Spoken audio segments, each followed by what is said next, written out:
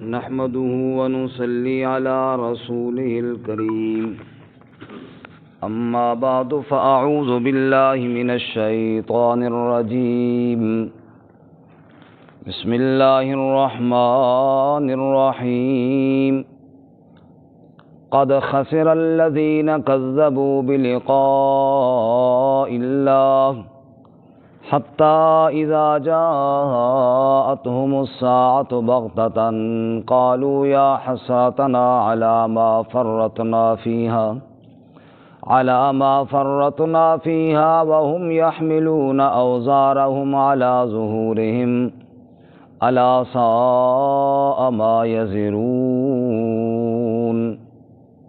وما الحياة الدنيا إلا لعب ولهو وللدار الآخرة خير للذين يتقون أفلا تعقلون قد خسر الذين یقیناً خسارہ اٹھایا ان لوگوں نے کذبوا بلقاء اللہ جنہوں نے جھٹلایا اللہ کی ملاقات کو حتیٰ اذا جاءتهم الساعة بغتة یہاں تک کہ جب ان کے پاس قیامت آ جائے گی اچانک قالوا پھر وہ کہیں گے یا حسرتنا ہائے حسرت ہم پہ علی ما فرطنا فیہا اس پر جو کوتاہی کی ہم نے اس میں وہم یحملون اوزارہم علی ظہورہم اور وہ اٹھاتے ہوں گے اپنے بوجھ اپنی پیٹھوں پر الا ساء ما یزرون خوب سن لو بہت برا ہے جو وہ بوجھ اٹھاتے ہوں گے وما الحیات الدنیا الا لعب ولہو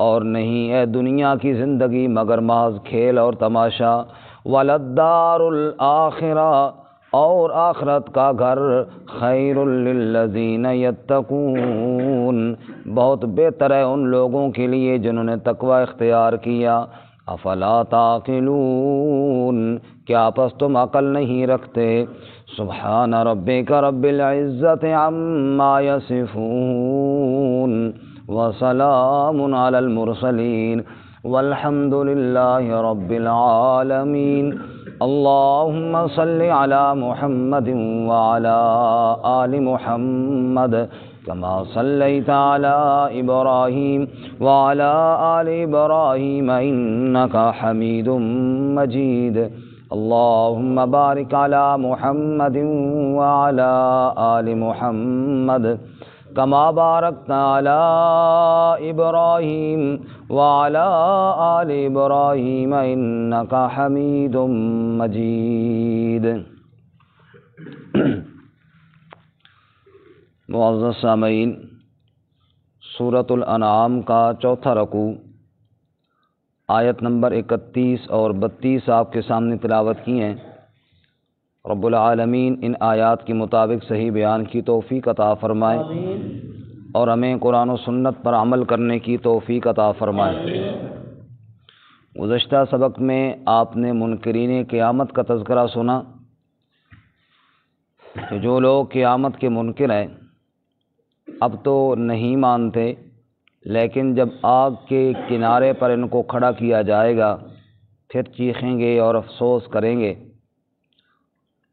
اور کہیں گے کہ کاش ہمیں واپس دنیا میں لوٹایا جائے پھر ہم ضرور ایمان لے آئیں گے اللہ فرماتے ہیں یہ جھوٹ بولتے ہیں انہوں نے کوئی ایمان نہیں لانا صرف یہ ہے کہ یہ عذاب کے ڈر کی وجہ سے یہ کہہ رہے ہیں دنیا میں کہتے تھے یہ محض دنیا کی زندگی ہے اٹھائے نہیں جائیں گے جب رب کے سامنے جائیں گے تو اللہ کہے گا آپ بتاؤ یہ سچ ہے کہ نہیں پھر تو قسمیں کھا کھا کر کہیں گے کہ یہ سچ ہے لیکن اللہ تعالیٰ فرمائیں گے اب عذاب کو چکھو اس لیے کہ تم انکار کرتے تھے ایمان کا جہان دنیا میں گزر گیا ہے آج کے سبق بھی انہی لوگوں کا ہی تذکرہ ہے اور اللہ فرماتے ہیں یہ بڑے نقصان والی بات ہے اور خسارے والی کہ بندہ قیامت کا انکار کرے رب کے سامنے پیش ہونے کا انکار کرے یہ خسارے والی بات ہے یہ نقصان والی بات ہے دیکھیں جی ایک آدمی نے صبح ہم اٹھے ہیں گھروں سے سب ہم نے نیت کی ہوئی تھی، ارادہ تھا ہمیں کہ مسجد میں جانا ہے، اسی لیے وقت پر اٹھے ہیں، اسی لیے وضو کیا ہے، اسی لیے جناب تیاری کی ہے اور چل کے آ گئے ہیں۔ اور ایک آدمی کا اگر یہ نیت ہی نہ ہو کہ مسجد جانا ہے تو وہ نہ وقت پہ اٹھے گا، نہ وہ وضو کرے گا، نہ وہ تیاری کرے گا۔ جس آدمی کا قیامت پر ایمان ہی نہیں ہے، اس نے قیامت کے لیے تیاری کیا کرنی ہے؟ اس نے سیدھا کام کون سا کرنا ہے؟ اس کا ایمان ہی نہیں ہے۔ تو رب العالمین نے جو قیامت کا دن مقرر کیا ہے اور مسلمانوں کو جو قیامت کا عقیدہ دیا ہے، یہی وہ عقیدہ ہے جو انسان سے اچھائیاں کرواتا ہے، یہی وہ عقیدہ ہے جو اس کو برائیوں سے روکتا ہے، خواہشات سے روکتا ہے۔ اگر یہ عقیدہ بیچ میں سے نکال دیا جائے تو پھر تو جس کے دل میں جو آئے وہ کرے، کہ بھئی رب کے سامنے پیش ہی کوئی نہیں ہونا تو پھر کیا ہے جی، جو مرضی آئے کرے۔ لیکن یہ پکا اور مسلم عقیدہ ہے اور بنیادی مسلمانوں کا، جیسے عقیدہ توحید ہے، جیسے عقیدہ رسالت ہے، ایسے ہی عقیدہ قیامت بھی ہے کہ ہم میں سے ہر ایک نے کل رب کے سامنے پیش ہونا ہے، اور دنیا کی زندگی کے بارے میں اللہ تعالی ہم سے پوچھیں گے اور ہم نے جواب دینا ہوگا کہ کیسے گزاری ہے، اور اس میں کوئی شبہ نہیں اور اس میں کوئی شک نہیں ہے۔ اور اس عقیدے میں جنہوں نے شک کیا انہوں نے اپنے آپ کو برباد کیا، انہوں نے نقصان اٹھایا۔ قد خسر الذین کذبوا بلقاء اللہ، قد حرف تحقیق ہے، یقیناً پکی بات ہے، نقصان اٹھایا ان لوگوں نے کذبوا بلقاء اللہ جنہوں نے اللہ کی ملاقات کو جھٹلا دیا، یقیناً انہوں نے نقصان اٹھایا۔ رسول اللہ صلی اللہ علیہ وسلم نے ارشاد فرمایا، جو آدمی اللہ کی ملاقات کا شوق رکھتا ہو اللہ بھی اس کی ملاقات کا شوق رکھتے ہیں، اور جو آدمی اللہ کی ملاقات کو ناپسند سمجھتا ہو اللہ بھی اس کی ملاقات کو ناپسند سمجھتے ہیں۔ ام المومنین حضرت عائشہ رضی اللہ تعالیٰ عنہ نے سوال کیا کہ یا رسول اللہ، موت کو تو ہر بندہ ناپسند سمجھتا ہے، موت کو تو ہر بندہ ناپسند سمجھتا ہے، پھر اس کا کیا مطلب؟ یہ تو پھر بڑے خطرے والی بات ہو گئی۔ آپ نے سمجھا نہیں عائشہ یہ بات نہیں، یہ تم نے سمجھی۔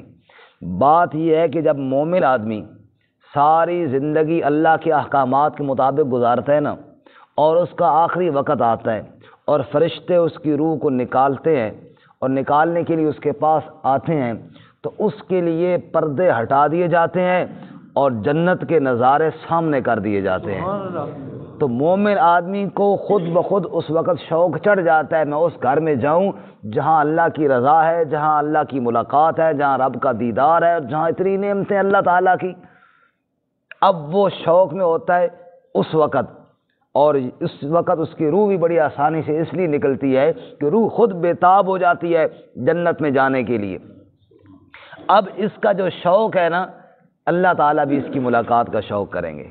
آ جا میرے بندے، یا ایتھا النفس المطمئنہ ارجعی الی ربک راضیۃ مرضیہ فادخلی فی عبادی وادخلی جنتی، اے پاک روح آ جا میرے بندوں میں، آ جا میری جنت میں، آ جا تو اللہ سے راضی، اللہ تجھ سے راضی ہے۔ یہ ہے وہ شخص کہ موت کے وقت اس کو اللہ کی ملاقات کا ایسا شوق چڑھا کہ رب نے بھی کہا آ جا میرے بندے تم میری ملاقات کے لیے آ جا۔ اور جب مجرم اور کافر اور فاسق کی موت آتی ہے تو اس کے سامنے سے بھی پردے ہٹا کے اس کو جہنم دکھائی جاتی ہے، عذاب دکھایا جاتا ہے، رب کا غضب دکھایا جاتا ہے۔ اب لا محالہ جب غضب دکھایا جائے تو کس کا جی کرے جانے کو؟ وہ کہے گے نہیں نہیں میں نے ادھر نہیں جانا، میں نے ادھر ہی رہنا ہے۔ اس کی روح بچنے کی کوشش کرتی ہے، پھر فرشتے کھینچ کے رگوں کو توڑ کے اس کی روح کو لے کر جاتے ہیں۔ اب جب وہ کہتا ہے میں نے نہیں جانا، اب یہ اس کا ہو گیا کہ اللہ کی ملاقات کا شوق نہیں ہے۔ رب کہے میں نے بھی تو اس سے نہیں ملنا، میں نے بھی تیرے ساتھ ملاقات، جا دفع ہو جا، میرے عذاب کے اندر چلا جا اور میری جہنم کے اندر چلا جا۔ اللہ ہماری حفاظت فرمائے۔ تو قد خسر الذین کذبوا بلقاء اللہ، انہوں نے خسارہ اٹھایا جنہوں نے اللہ کی ملاقات کو جھٹلا دیا۔ سورۃ الکاف 15ویں پارے میں شروع ہوتی ہے، 16ویں میں ختم ہوتی ہے۔ 16ویں پارے میں جہاں پہ وہ ختم ہو رہی ہے بالکل آخر میں، من کان یرجو لقاء ربہ فلیعمل عملا صالحا ولا یشرک بعبادت ربہ احدا، جو شخص اپنے رب سے ملاقات کرنا چاہتا ہو دو کام کرے، فَلْيَعْمَلْ عَمَلًا صَالِحًا، نمبر ایک نیک اعمال شروع کر دے، بد اعمالیوں سے اپنے آپ کو بچائے، اور نمبر دو وَلَا يُشْرِكْ بِعِبَادَةِ رَبِّهِ أَحَدًا، رب کی عبادت میں کسی کو شریک نہ بنائے تو اللہ کی ملاقات ہو جائے گی۔ سبحان اللہ۔ اب اللہ فرماتے ہیں جنہوں نے انکار کیا، قیامت میں تو بارگاہ آنا ہے، کوئی انکار کرے یا اقرار کرے، کوئی کہے جناب ابھی دن نہیں ہے جی، آج جناب 10 نہیں بجیں گے تو 10 تو بجیں گے، اب کوئی مانے یا نہ مانے، کوئی کہے قیامت نہیں آئے گی، قیامت نے تو بہرحال آنا ہی ہے، پھر ان انکار کرنے والوں کی حالت کیا ہوگی وہ بھی سنیے جی۔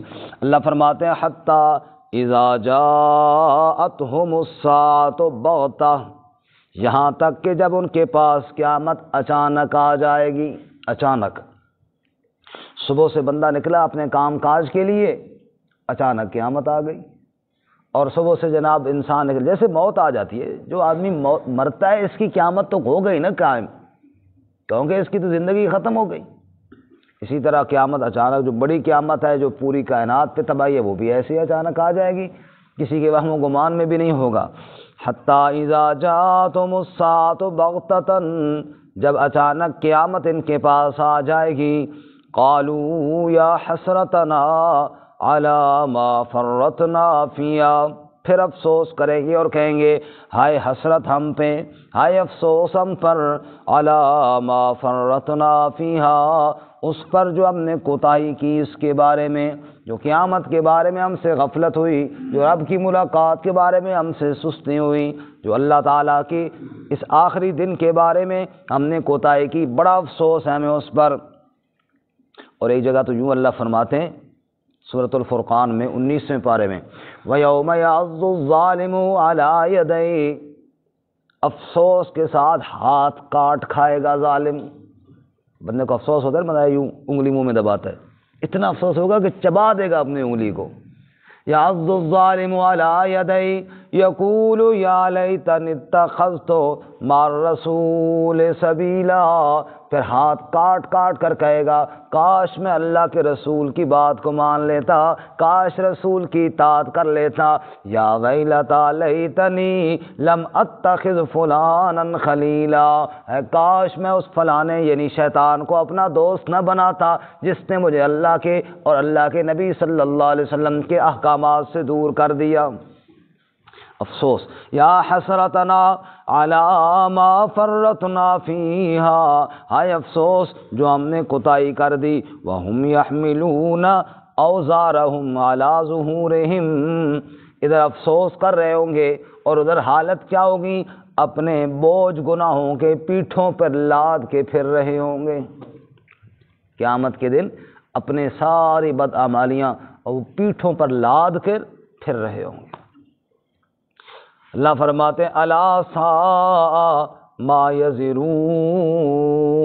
الا حرف تنبیہ، خبردار خوب سن لو، سا بہت برا ہے، ما یزرون جو وہ بوجھ اٹھاتے ہیں، کتنا برا بوجھ اٹھا کے رب کے غضب کو دعوت دینے والے، کفر کا بوجھ، شرک کا بوجھ، بدعت کا بوجھ اور فسق کا بوجھ، یہ سب اٹھا کے رب کے سامنے جا رہے ہیں۔ نعوذ باللہ من ذالک، اللہ ہماری اس ذلت سے حفاظت فرمائے۔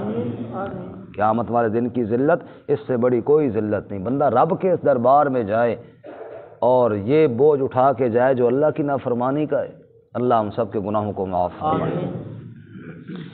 اب اللہ فرماتے ہیں لوگو تم نے دنیا کی زندگی کی خاطر، چند دنوں کی لذت کی خاطر ہمیشہ ہمیشہ کے غضب اور قہر اور جہنم اور عذاب کو مول لے لیا ہے، کتنی بڑے افسوس کی بات ہے تم پر۔ وَمَا الْحَيَاةُ الدُّنْيَا إِلَّا لَعِبٌ وَلَهْوٌ، یہ دنیا کی زندگی اور کچھ نہیں مگر محض کھیل اور تماشا ہے۔ لعب اور لہو فضول چیزوں کہتے ہیں نا، لعب لعاب، جیسے انسان تھوک پھینکتا ہے، کوئی مطلب اس کی وقت نہیں، کوئی اس کی حیثیت نہیں، یا جس طرح بچے کھیل رہے ہوتے ہیں۔ ہم میں سے بچپن اپنا پیچھے تھوڑا نگاہ دوڑائے نا، کئی ایسے کھیل تھے جو ہم کھیلتے تھے، آج اگر وہ کوئی بچہ اور بھی کھیل رہا ہو تو یار یہ کیا کر رہا ہے، نہ کر، لیکن اس وقت بڑے شوق سے ہم بھی کھیلتے ہیں۔ پتنگ ہی دیکھ لو، اڑ رہا ہوتا ہے، بچہ پیچھے بھاگ رہا ہوتا ہے، اور جناب بعض دفعہ چھتوں سے نیچے گر جاتے ہیں، اور گلی میں جناب پتنگ جا رہا ہے اور 6 بچے پیچھے بھاگ رہے ہیں اور کوئی پرواہ نہیں ہے۔ آج کوئی پتنگ جا رہا ہو، مجھے کوئی بندہ کہے، آپ میں سے بڑے بندوں میں سے کوئی کہے یار پتنگ پکڑ کے لے کوئی جائے گا، وہ کتنا عجیب لگتا ہے۔ ان بچوں کا جانا بھی، جو دوسرے جا رہے ہیں ان کو یار یہ کیا کر رہے ہیں، لیکن خود یہ کرتے رہے۔ بس یہی لعب ہے، یہی کھیل ہے۔ یہ دنیا کی زندگی جس کے پیچھے ہم دوڑ رہے ہیں، یہ ایک پتنگ ہے جس کو پکڑنے کے لیے دوڑ رہے ہیں، میں بھی، آپ بھی، ہم سب۔ اور جب جیسے آج وہ بچپن والا ہمیں دوڑنا پتنگ کے پیچھے برا لگتا ہے، موت کے وقت یہ جس کے پیچھے ہم دوڑ کے اب بڑی سمجھداری کے حساب سے چل رہے ہیں نا کہ یار یہ بڑا فٹ کام ہو رہا ہے، یہ میں نے بڑا ٹھیک کر لیا ہے، یہ سب ہمیں وہی تماشا نظر آئے گا جو ہم بچپن میں کرتے رہے۔ او یار تیاری تو اس گھر کے لیے کرنی چاہیے تھی اور میں کیا کرتا رہا، میں کس چیز کے پیچھے لگا رہا۔ تو فرمایا اس بندے کے لیے افسوس ہے جس نے دنیا کے کھیل تماشے کے لیے رب کو ناراض کر دیا۔ رسول اللہ صلی اللہ علیہ وسلم بان کی بٹی ہوئی چارپائی پہ لیٹے ہوئے ہیں، حضرت عمر رضی اللہ تعالیٰ عنہ آپ کے چبوترے میں جاتے ہیں اور بان کی بٹی ہوئی چارپائی پہ آپ ننگی پیٹھ کے ساتھ آرام فرما رہے ہیں، اور جب آپ اٹھے تو کمر مبارک پہ بان کے نشان پڑے ہوئے ہیں اور کھونٹی کے ساتھ تھوڑے سے جو لٹک رہے ہیں ایک تھیلے کے اندر۔ یہی ساری کائنات تھی دو جہاں کے سردار کی۔ حضرت عمر رضی اللہ تعالیٰ عنہ کی آنکھوں میں آنسو ٹپک پڑے۔ آپ نے پوچھا عمر کیوں روتے ہو؟ کہا یا رسول اللہ روتا اس لیے ہوں، نہ روؤں تو کیا کروں، وہ قیصر و کسریٰ کے بادشاہ دنیا کی لذتیں لے رہے ہیں، محلات میں رہتے ہیں، اور دو جہاں کا سردار اور اللہ کا محبوب اس کو بستر بھی نصیب نہیں، بان کی بٹی ہوئی چارپائی پہ لیٹے ہوئے ہیں اور کمر پر نشان پڑے ہوئے ہیں، اور اتنے سے جو گھر میں اور کھانے کے لیے چیز بھی کوئی نہیں ہے۔ آپ نے فرمایا عمر کیا تم اس بات پر خوش نہیں ہو کہ وہ دنیا کی لذتیں لیتے رہیں اور رب ہمیں آخرت کی لذتیں عطا فرمائے؟ میرے رب نے میرے لیے آخرت میں بہت کچھ تیار کیا ہوا ہے۔ پھر آپ نے فرمایا مالی وللدنیا الا کراکب استظل تحت الشجرہ ثم ترکہا وراحا، میری مثال اور دنیا کی مثال تو اس مسافر کی طرح ہے جو چلتے چلتے جا رہا تھا، تھکا ہارا، تھوڑی دیر ایک درخت کے نیچے سائے میں آرام کیا، ثم ترکہا وراحا، پھر اس کو چھوڑ کر کوچ کر گیا۔ ہم تو تھوڑی دیر کے لیے یہاں پہ مسافر خانے کے طور پہ آئے ہیں، تھوڑی دیر کے لیے سستا رہے ہیں، پھر ہم نے اس کو چھوڑ کے کوچ کرنا ہے۔ منزل تو ہماری یہ نہیں، منزل تو آگے ہے ہماری۔ سفر میں کوئی انسان یہ نہیں کہتا کہ جناب میں ادھر بہت اچھی رہائش بناؤں، بھائی یہ جانا ہے یہاں سے۔ تو دنیا میں اللہ کے نبی نے فرمایا عمر ہم نے جانا ہے، ہم اس لیے دنیا کے ساتھ دل نہیں لگاتے۔ بلکہ فرمایا وَمَا الْحَيَاةُ الدُّنْيَا إِلَّا لَعِبٌ وَلَهْوٌ، کہ دنیا کی زندگی تو ایک محض کھیل اور تماشا ہے۔ ایک اور حدیث یاد آئی، بس بات ختم کرتے ہیں۔ رسول اللہ صلی اللہ علیہ وسلم نے فرمایا قبرستان کی طرف تشریف لے گئے، صحابہ کرام کو بھی ساتھ لے گئے، قبرستان بھی جانا چاہیے۔ فرمایا رسول اللہ صلی اللہ علیہ وسلم نے میں نے تمہیں منع کیا تھا قبروں کی زیارت سے، اب اجازت دیتا ہوں زیارت کیا کرو کیونکہ وہ تمہیں موت کی یاد دلائے گی۔ پہنچا جو قبرستان میں ایک بادشاہ، دیکھا ایک فقیر اس جا بیٹھا ہوا تھا، پوچھا آبادی میں کیوں نہیں آتے ہو؟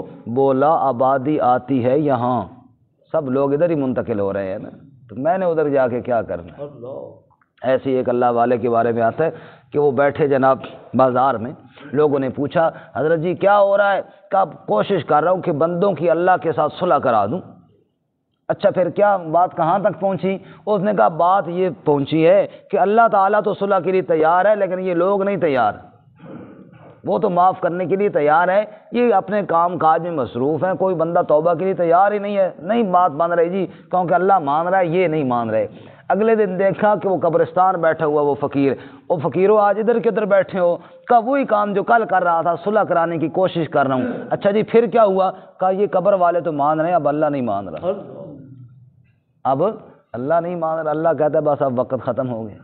تو میرے بھائیوں اور بزرگوں اس وقت سے پہلے کہ جب اللہ انکار کر دے ہمیں مان لینا چاہیے۔ تو میں رسول اللہ صلی اللہ علیہ وسلم کی بات سنانے لگا تھا، اللہ کے نبی قبرستان میں گئے، صحابہ کو کہا ادھر آؤ میرے پاس، میں تمہیں دنیا کی حقیقت سمجھاؤں۔ قبر پرانی تھی، پھٹی ہوئی تھی، بوسیدہ تھی۔ آپ نے فرمایا بتاؤ اس قبر کے بارے میں۔ اس کے میں جو کھوپڑی نظر آ رہی تھی، فرمایا بتاؤ یہ کیا چیز ہے؟ کہا یا رسول اللہ وہ سیدھا ہڈی اور کھوپڑی ہے۔ فرمایا یہ دنیا کا انسان ہے۔ ہڈی نہ کہو، نہ کہو یہ انسان ہے، فلاں صاحب ہے، فلاں صدر صاحب ہے، وزیر صاحب ہے، فلاں بادشاہ صاحب ہے، فلاں پہلوان، یہ کہو نا۔ اب ہڈی کیوں کہتے ہو اور کھوپڑی کیوں کہتے ہو؟ اور ادھر کیا ہے؟ کہا یا رسول اللہ ادھر لوگ پیشاب پخانہ کرتے ہیں، بدبودار فض ہے۔ کہا فرمایا یہ دنیا کا کھانا اور خوراک ہے۔ ادھر کیا ہے؟ کہا چیتھڑے اور ٹاکیاں ہیں۔ فرمایا یہ دنیا کا لباس ہے، دنیا کا خوراک بدبودار فضلہ، دنیا کا لباس چیتھڑے اور ٹاکیاں، دنیا کا انسان اور پہلوان وہ سیدھا ہڈی، اور باقی رہنے والے نیک اعمال ہیں جو نہ پرانے ہوں گے، نہ وہ سیدھا ہوں گے، نہ ختم ہوں گے۔ حضرت علی رضی اللہ تعالیٰ عنہ نے ارشاد فرمایا، فرماتے ہیں کسی نے پوچھا دنیا کیا چیز ہے؟ تو علی رضی اللہ تعالیٰ نے فرمایا کہ دیکھو دنیا یہ ہے کہ حلال کھاؤ گے تو پھر بھی حساب دینا ہوگا، حلال کھاؤ گے پھر بھی حساب دینا ہوگا، اور حرام کھاؤ گے تو سیدھے جہنم میں جاؤ گے۔ یہ ہے دنیا۔ تو فرمایا وَمَا الْحَيَاةُ الدُّنْيَا إِلَّا لَعِبٌ وَلَهْوٌ، دنیا کی زندگی تو محض کھیل اور تماشا ہے۔ وَلَلدَّارُ الْآخِرَةُ، جو آخرت کا گھر ہے نا، خیر، وہ بہت بہتر ہے، للذین یتقون، ہے ان لوگوں کے لیے جنہوں نے تقوی اختیار کیا۔ تقوی کا معنی بچنا، پرہیز کرنا، جو اپنے آپ کو اللہ کی نافرمانیوں سے بچاتے رہیں، ان کے لیے ہم نے آخرت کا گھر تیار کیا ہوا ہے۔ افلا تاکلون، کیا پس تم عقل نہیں رکھتے، سمجھتے نہیں ہو؟ دنیا کی چند منٹوں کی، چند دنوں کی لذت کے لیے آخرت کی لذتیں کیوں ضائع کرتے ہو؟ اللہ ہمیں سمجھنے کی توفیق عطا فرمائے۔ ترجمہ دوبارہ سن۔ قد خسر الذین کذبوا بلقاء اللہ، یقیناً خسارہ اٹھایا ان لوگوں نے جنہوں نے جھٹلایا اللہ کی ملاقات کو۔ حتیٰ اذا جاءتہم الساعۃ بغتہ، یہاں تک کہ جب ان کے پاس قیامت آ جائے گی اچانک، قالوا یا حسرتنا علی ما فرطنا فیہا، تب وہ کہیں گے ہائے افسوس ہم پر، اس پر جو ہم نے کوتاہی کی اس میں۔ وہم یحملون اوزارہم علی ظہورہم، اور وہ اٹھاتے ہوں گے اپنے بوجھ اپنی پیٹھوں پر۔ الا ساء ما یزرون، خوب سن لو بہت برا ہے جو بوجھ اٹھاتے ہیں۔ وما الحیاۃ الدنیا، اور یہ دنیا کی زندگی اور کچھ نہیں، الا لعب ولہو، مگر محض کھیل اور تماشا ہے۔ وللدار الآخرہ، اور آخرت کا گھر، خیر للذین یتقون، بہت بہتر ہے ان لوگوں کے لیے جنہوں نے تقوی اختیار کیا۔ افلا تعقلون، کیا پس تم عقل نہیں رکھتے؟